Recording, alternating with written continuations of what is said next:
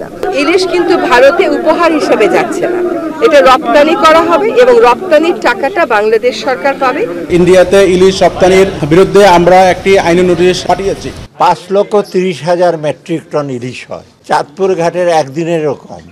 চাঁদপুরের ইলিশ হাসিনার পাতে তুলে দিতেই সরকারের লুকিয়ে থাকা তার কোন অনুগামী এই সিদ্ধান্ত নিয়েছে। আসসালামু আলাইকুম প্রিয় দর্শক, আজকের গুরুত্বপূর্ণ সংবাদে আপনাকে স্বাগতম। একদিন যেতে না যেতেই সুর পাল্টে গেল। ভারতে ইলিশ পাঠানো বন্ধে আইনি নোটিশ। অর্থ ও বাণিজ্য উপদেষ্টা সালাউদ্দিন আহমেদ জানিয়েছেন, অনেক ভেবেচিন্তে সরকার ভারতে ইলিশ রপ্তানির সিদ্ধান্ত নিয়েছে। তার কথায়, চাঁদপুরের ঘাটে একদিনে যত ইলিশ ধরা পড়ে সেই পরিমাণ মাছ রপ্তানির অনুমোদন দেওয়া হয়েছে। ভারতে ইলিশ রপ্তানির সিদ্ধান্ত নিয়ে হইচই পড়েছে বাংলাদেশে।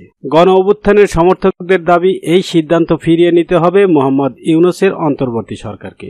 ভারতে ইলিশ রপ্তানির সিদ্ধান্তের প্রতিবাদ জানিয়ে সরকারের কর্তা ব্যক্তিদের আইনি নোটিশ পাঠিয়েছে সুপ্রিম কোর্টের এক আইনজীবী।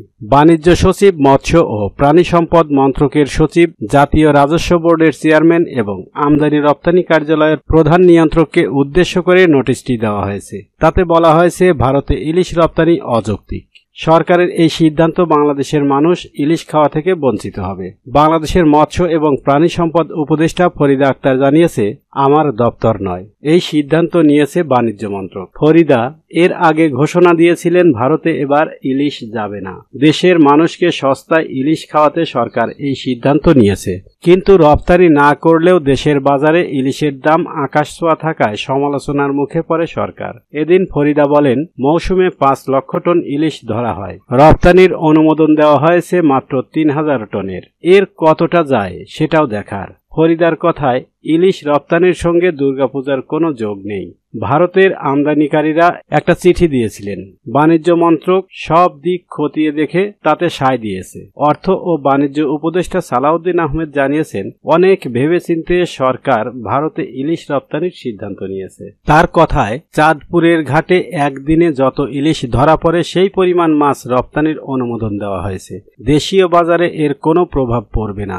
ইলিশ রপ্তানি করলে বিদেশি মুদ্রা আসে, না করলে মাছ চোরাচালান হয়, রাজস্ব আসে না। তিনি বলেন, যারা বিরোধী করছেন আবেগে করছেন, বাস্তবের কাছে আবেগের জায়গা নেই। কিন্তু এই সিদ্ধান্তের জন্য সমাজ মাধ্যমে রোষের মুখে পড়েছে অন্তর্বর্তী সরকার। পলাতক প্রাক্তন প্রধানমন্ত্রী শেখ হাসিনাকে যে দেশ আশ্রয় দিয়েছে, তাদের ইলিশ রপ্তানি কেন করা হবে, এমন প্রশ্ন তোলা হয়।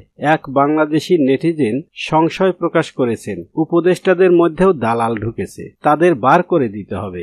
আর একজনের মন্তব্য, আইন শৃঙ্খলা রক্ষায় ব্যর্থ ইউনূস ভারতকে ইলিশ খাইয়ে টিকে থাকার কৌশল নিয়েছে।